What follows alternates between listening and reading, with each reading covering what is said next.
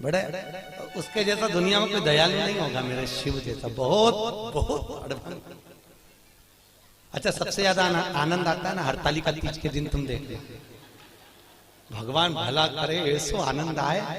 इतनी बड़ी थाली में केला के पत्ते के ऊपर बालू रेत का शंकर जी बनाए और पूरे मोहल्ले की माताएं थाली भर भर के सामान लाए और ऐसी पल्लू ले लेके माताएं ककड़ी, भुट्टा, नरियल सब शंकर जी पे, बेल पत्ती, पत्ता पत्ती, धतूरा, सारा सामान शंकर जी पे और सब सामान, और शंकर जी ऐसा दबा दबाया बैठे।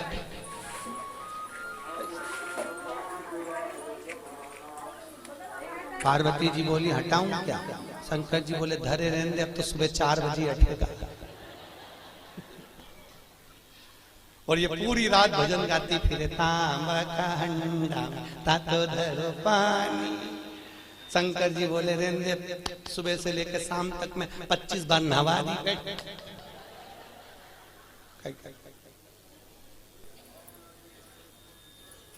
और बोलती जा नीन आए भोला नवा के देऊंगी।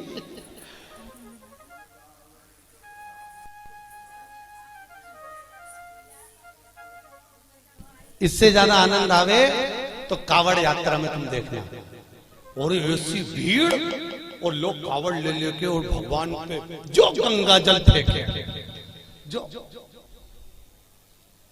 यहाँ की कावड़ तो हमने नहीं देखी कि यहाँ पर पानी कैसे चढ़ाने देते हैं, पर काशी में तो ऐसी भीड़ आती है और गंगा जली ले लेके पानी भगवान शंकर पे फेंकते हैं। और कहीं कहीं का तो गंगा जली, और पार्वती जी माँ पीछे कांच में बैठी और बैठी बैठी के भोलेनाथ जी क्या स्थिति है। शंकर भगवान बोले आन दो, अपन तो बैठे।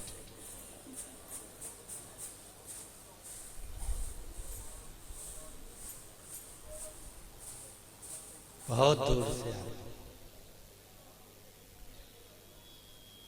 बहुत।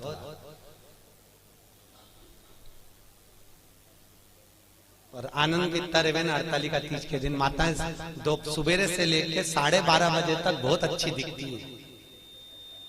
सुबह से दोपहर के 12:30 बजे तक, 12:30 के बाद तो पलंग पे मिलती पट्टा बांध के।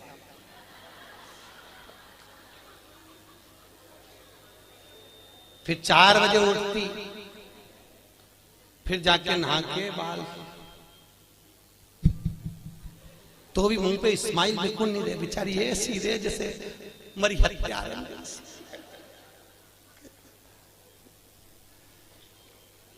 और फिर भी फोन लगा के पूछती रहती, चाची जी पंडित जी कितनी बजे आएगा, पंडित जी कितनी बजे आएगा। और पहली पूजन पे चाय पी गई, पहली पूजन के बाद। हमने पूछा माता जी इसमें तो लिखा है कि दूध पिए तो बिल्ली बने, सोए तो अजगरी बने, बोले तो मेंढकी बने, तो तू तो चाय पी रही, किताब में चाय का नहीं लिखा। हमने भी डबल से पढ़ी हरतालिका तीज की किताब, तो हमने देखा वास्तव में हमें चाय का नहीं था। माता इतनी चतुर, जो चीज का नहीं लिखे वो निपटा जा रहा है। इसलिए किताब छापने वाले ने भी अच्छा करा, सब चीज लिख दी। सोए तो ऐसा, दूध पिए तो ऐसा, बेचारे को नहीं मालूम होगा कि चाय भी चलेगी, तो वो भी लिख देता।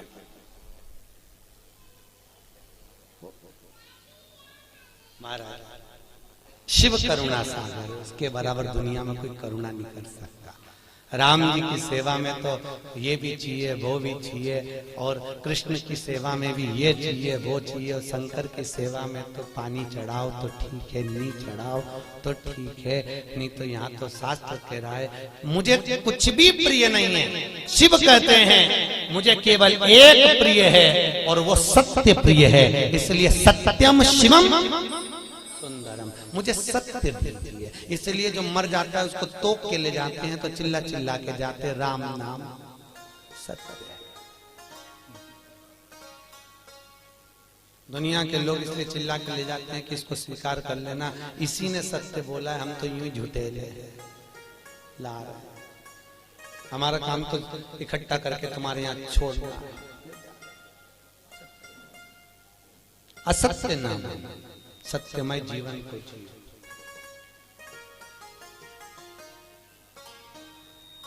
यहाँ पर इंदौर से माताएं कथा सुनने आ रही हैं। कल उनके मिस्टर से मैंने उनके बेटे से बात करी थी। आप क्या पेशा है आपका, सर्विस क्या है आपकी? कहीं इंदौर कोर्ट में हम वकील हैं। ठीक है, तो पर गुरुजी 4 महीने से कथा, हमने कोर्ट की नौकरी छोड़ दी, हमने वकालत छोड़ दी। हमने पूछा क्यों?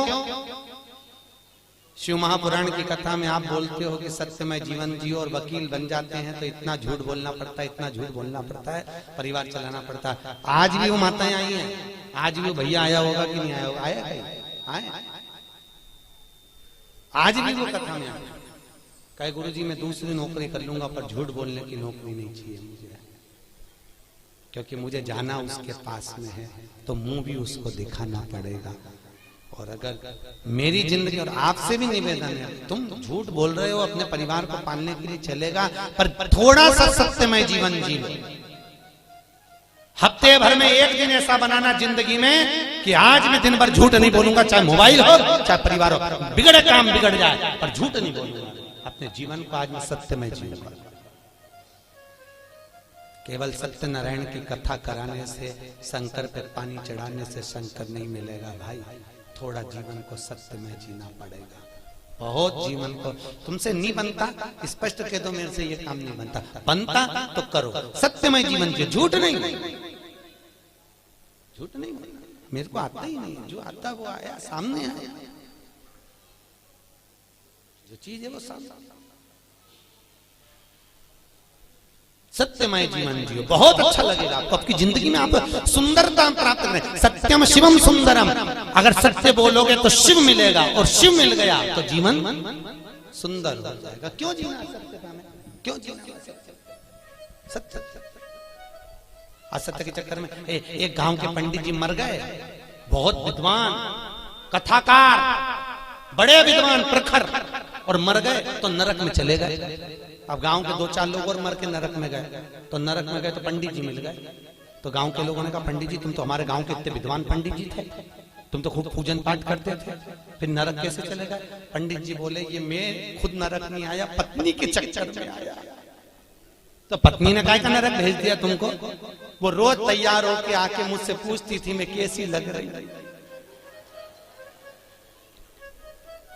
तो मुझे रोज कहना पड़ता था तू बहुत जोरदार लग रही।